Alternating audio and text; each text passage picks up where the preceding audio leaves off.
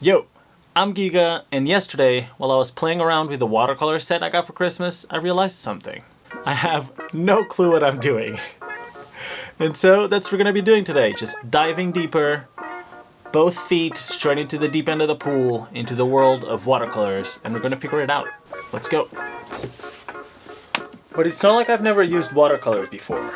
I've tried doing a couple portraits, like this one, and even use it as accent colors in different drawings or inking projects I was working on, but I've never really felt in control over what's happening.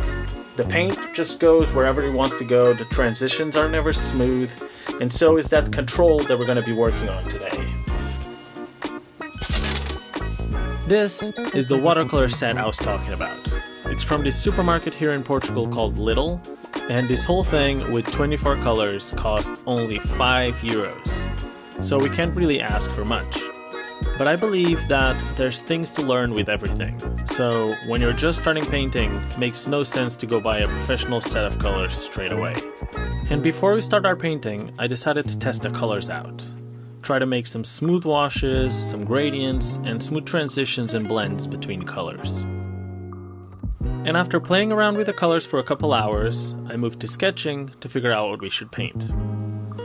After sketching for a little while, I've decided that this is what we're going to try and paint. So let's draw it on a different piece of paper and let's start painting.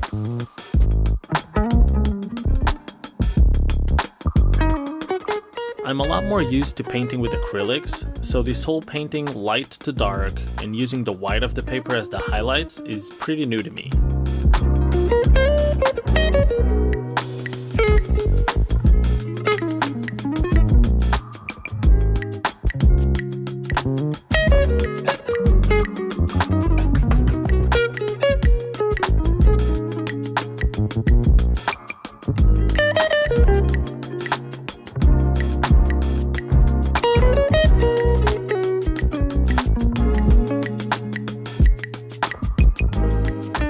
What generally happens with cheap watercolors, and it happens specifically with these ones, is that they're not very pigmented, which makes it harder to achieve smooth washes and deep saturated colors.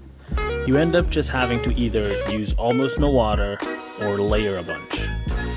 And since I've mentioned layering, I can talk about another weird feature of cheap paint. Lifting the colors back up is super easy, which makes layering super hard. I even called a friend of mine who paints with watercolor to see if this was normal, because even after drying for a few hours and being completely dry, I just needed to pass a little damp brush over the paint to remove it almost completely. At least I can reuse the paper if I don't like what I painted. Oh, and I should mention I'm using Canson's 300 gram mixed media paper, which I think should work for watercolor. And I didn't try on actual watercolor paper because the art stores are all closed because of the lockdown here in Portugal, but I'll definitely give it a try once they open back up. Oh, and I should also say that if you think that this is due to something I'm doing wrong, or if you know that I'm doing wrong, please let me know in the comments because I'm always eager to learn.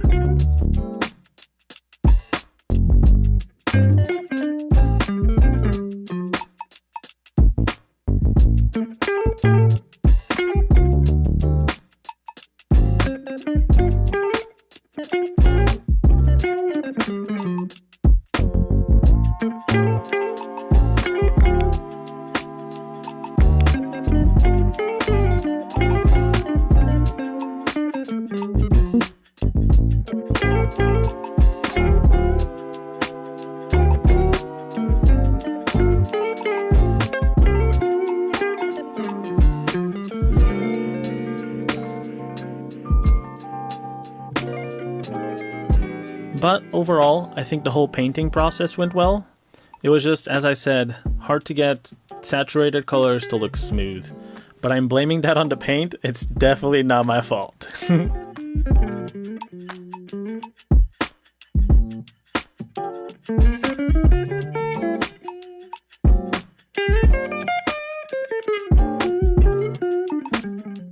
We've done Our Lady, but there's still room to improve, so let's make her a boyfriend.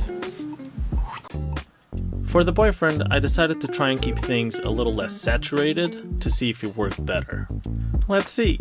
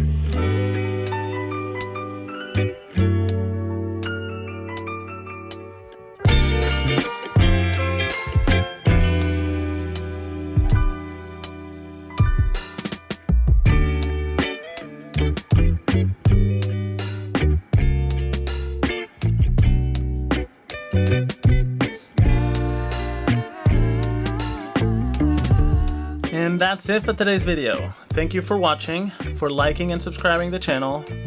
And I think that couple came out super cute. So in the next video, you might see them in the wall of fame behind me.